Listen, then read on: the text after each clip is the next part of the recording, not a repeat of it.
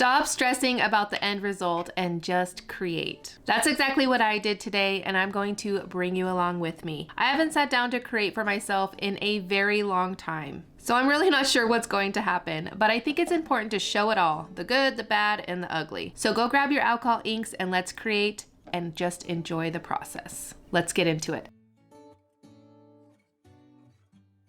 Before we get started, I wanted to quickly mention that I have a alcohol ink class over on my website. You will create one gorgeous background and create some cards with it. I'll show you all of the techniques and how to get more depth and texture on your background. It's a ton of fun. So I will leave a link down in the description box if you are interested in that. I'm sitting down to create for the first time in a very long time for myself, and I thought I'd bring you guys along. I don't know if it's going to turn into something spectacular, I don't know, but I'm going to enjoy the process of creating either way and kind of reconnect with my alcohol inks because it's been a while. So I have some Ranger alcohol inks, I have some Altenew alcohol ink marker refills, and we're gonna see what we come up with. All right, so I think some pink sherbet here, and I don't know what's gonna come of this, but we're just gonna go there. And I need some isopropyl alcohol. So I like these little bottles because I can put isopropyl alcohol, and then in another one somewhere I have some blending solution. They're just easier to kind of control the amount that you have and that's coming out. So I'm gonna add some cloudy blue. Now I'm gonna add some isopropyl alcohol. I'm going to be taking my Tim Holtz blower tool and blowing the ink around. That way it kind of mixes together. Oh, that makes a really pretty purple when it's mixed together. All right, I need some stream and stone washed. Let's see. No, maybe a tad bit. It's kind of purpley. All right, and then I'm gonna go in with a little bit of this Nimbus color. This is really dark, so I don't want to add too much. Actually, I might add it up here. Then we'll go in with this Starlight color right here. Again, I don't know what's going to happen here, but I'm just going for it. Sometimes you just have to go all in and just hope for the best. I added a ton of isopropyl alcohol all over my background. This is going to help all of those colors mix together, and I'm just taking the Tim Holtz blower tool and mixing them and kind of blowing it around. I might use my straw here.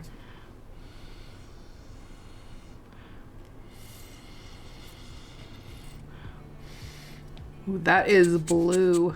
I tried to use a straw to move the color around. It just doesn't work that well for me. Maybe for certain techniques, but for an overall background like this, it's not going to work for what I want. So I'm resorting back to my blower tool. I really like that purple that was happening there. So I'm gonna add more pink and then some more isopropyl alcohol and then kind of blend that right in there to the blue.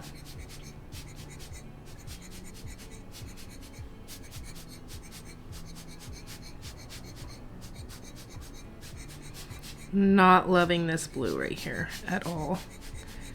It's just way too bright for me. So I'm gonna go in here too. So you can see that I keep adding a little bit of isopropyl alcohol in areas that I want to kind of blend out. And I will go in on the edges and blow that color off of the background. All right, just kind of concentrating, sorry. Hopefully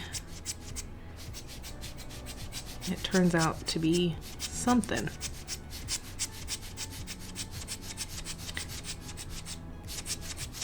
All right, I am semi-liking this, and what I've learned is if I like it, I'm just gonna leave it alone because it'll turn it into a big mess if I keep at it, because I really wanted more purple here. But I want to see what happens. I haven't really played around with the white mixative before. I can never get it to work, so why not now? You know, I'm gonna move this aside, and then I'm gonna bring in one that is old and that I was getting the color inspiration from, and I'm going to play around on this one because I do not like this one at all. All right, found my blending solution. I'm gonna add a little bit there.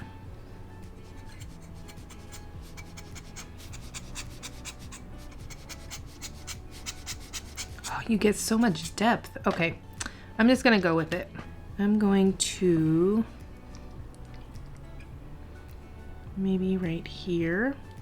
I'm going to add a little bit of blending solution on top of the mixative, and I'm going to try to use a straw to move it around.